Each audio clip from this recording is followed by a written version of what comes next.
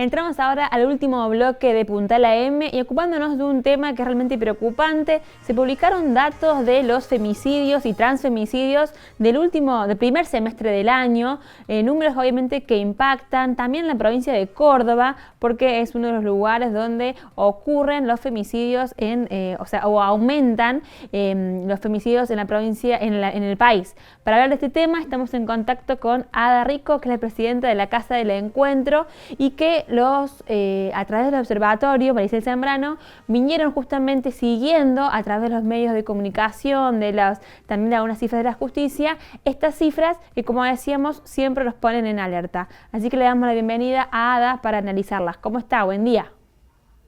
¿Qué tal? Buenos días, ¿cómo están? Bueno, decimos buen día obviamente en un contexto en el que las mujeres en Argentina siguen perdiendo su vida, o sea que es una formalidad, ¿no? Pero ¿cómo analizan ustedes desde la Casa del Encuentro estos datos que acaban de publicar?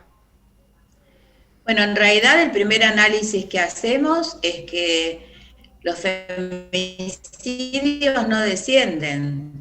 Desde el año 2008 venimos monitoreando a través de los informes de femicidios y tenemos que hablar, lamentablemente, de cada 30 horas una mujer o una compañera trans es asesinada en nuestro país. Recordemos que no son cifras, son historias de vida, son mujeres que fueron asesinadas por alguien que creyó que era su dueño, así que esto es que nos interpela como sociedad. ¿Cómo no se pueden descender los femicidios? Desde el Estado tienen que profundizar aún más las campañas de protección hacia las mujeres y hacia las compañeras trans que están en una situación de violencia. De hecho, una de las cifras justamente que ustedes publican habla de esto, ¿no? 143 hijos e hijas que se quedaron sin su mamá.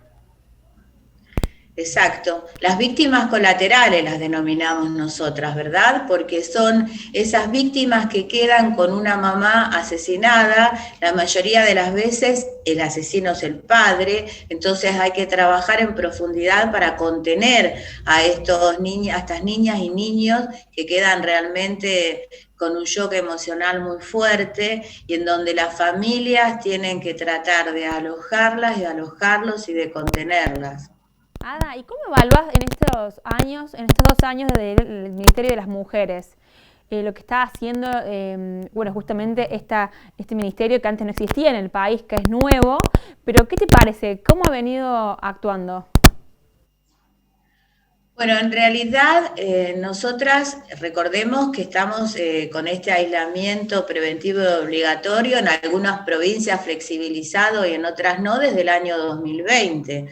O sea que todas las medidas que se han ido tomando son medidas de urgencia o emergencia en la temática de violencia de género por el tema de la pandemia. Algunas medidas anunciadas, nosotras seguimos reclamando que se implementen y que no, en realidad lo que decimos desde la sociedad civil es que no se anuncien más medidas, que sí los programas que se ejecuten. Ahora, por ejemplo, te voy a nombrar uno que vale como muestra. Nosotras venimos pidiendo hace muchísimos años que las mujeres y las compañeras trans tengan patrocinio jurídico gratuito. En Argentina tenemos una ley desde el año 2015, que es la ley del cuerpo de abogadas y abogados, para que las mujeres puedan acceder a este beneficio. Bueno, en junio, o sea, el mes pasado, el Ministerio de las Mujeres, Géneros y Diversidad de Nación anunció que el cuerpo de abogadas y abogados pasaba a la órbita del ministerio, lo cual a nosotras nos parece, más allá de a qué ministerio pertenezca, que se ejecute. Entonces, lo que estamos pidiendo ahora, que no tenga absolutamente nada de burocracia, que se implemente inmediatamente, porque esto es algo que tiene muchísimos años y las mujeres y las compañeras trans necesitan tener un patrocinio para poder llevar adelante las causas y las denuncias que generan en la justicia. Claro. Estoy demostrando en este ejemplo qué es lo que consideramos nosotras, que los anuncios que se efectivicen realmente absolutamente todos los anuncios que se realizan. que justamente haya un real acceso a la justicia, porque aparte uno analiza los datos publicados por el observatorio y ve que había al menos 20 denuncias, o sea, 20 mujeres que habían denunciado y que igualmente después terminaron siendo víctimas. Y te quiero comentar una situación que sucedió aquí en Córdoba, que se anunciaba ayer, por ejemplo, una automotriz que va a contratar mujeres sobrevivientes, ¿no? Digo, una política concreta, algo que quizás justamente uno viene reclamando cuando dice, bueno, necesitamos asistencia también para estas mujeres sobrevivientes a causas de violencia de género. ¿Cómo ves en realidad en el país que se están implementando políticas reales que le den a las mujeres la capacidad de salir de esos contextos de violencia? Bueno, en el año 2000, seguimos con el Estado, en el año 2020, o sea, en septiembre se anunció el programa Acompañar. El programa Acompañar consiste en otorgarle a una mujer en situación de violencia o a una compañera trans en situación de violencia por 6 meses consecutivos el equivalente a un salario Sí. mínimo vital y móvil.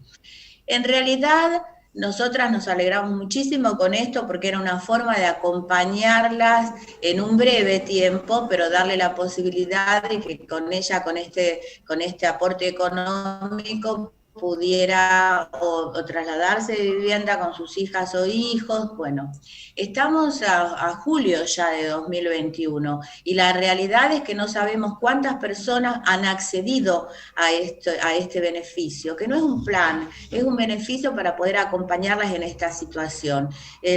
La última información que tuvimos es que había inscriptas alrededor de 800, de esas 800 no sabemos cuántas realmente lo están percibiendo, y la realidad es que 800 nos parecen muy pocas si estamos hablando a nivel federal.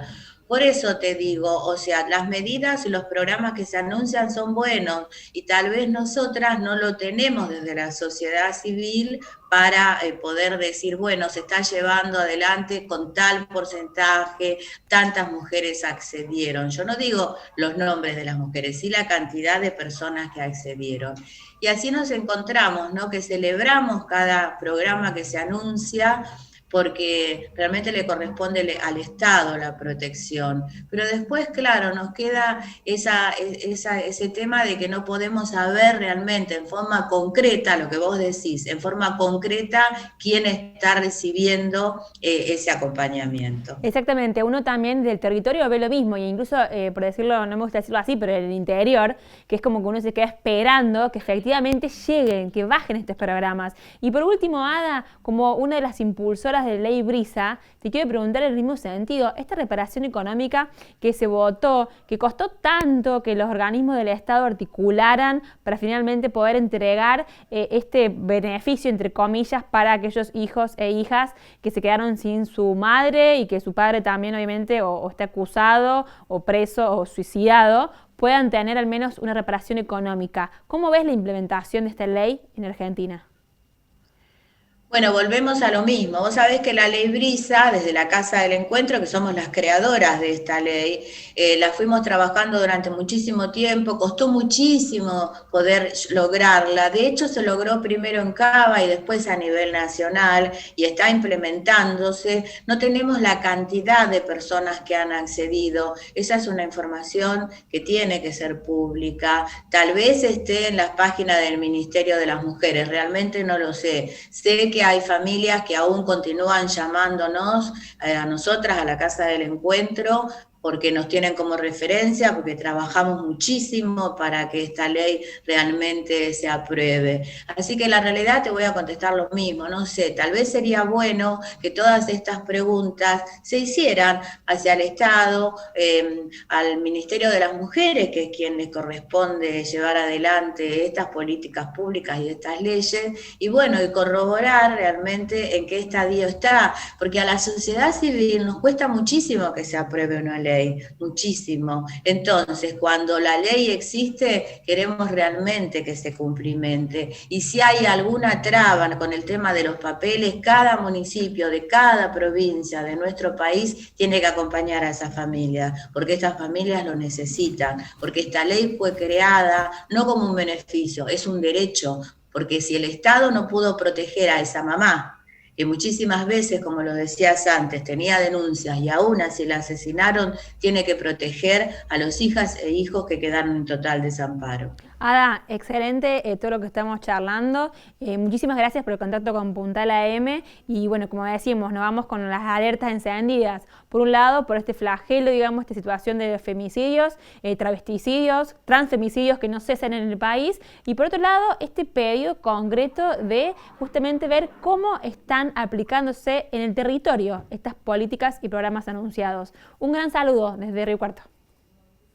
Un abrazo enorme y gracias por todo. Gracias a vos. Bueno, hablamos recién entonces con Ada Rico, presidenta de la Casa del Encuentro, sobre, como lo decíamos, esta situación de femicidios en nuestro país que no cesan y la falta de ver concretizados en los territorios los diferentes programas que anuncia el Estado. Si bien, como decíamos, es lento, es difícil, hace falta que lleguen, ¿no?, para justamente tratar de evitar los casos de violencia de género y los más extremos como el femicidio. Pau, una situación que venimos siempre como alertando y siguiendo desde cerca. Sin perder foco en estos temas también. Cerramos la semana. Hasta acá llegamos, se viene mensaje directo. Está Marco Jure. Nosotros nos despedimos hasta el próximo lunes. Un lindo fin de maga para salir a caminar. Decíamos máximas de 20 grados para el sábado y domingo. Así que aprovechar. Un beso grande en nombre de todo el equipo de Puntal AM. Chau, chau. Dame paz y dame guerra y un dulce colocón y yo te entrego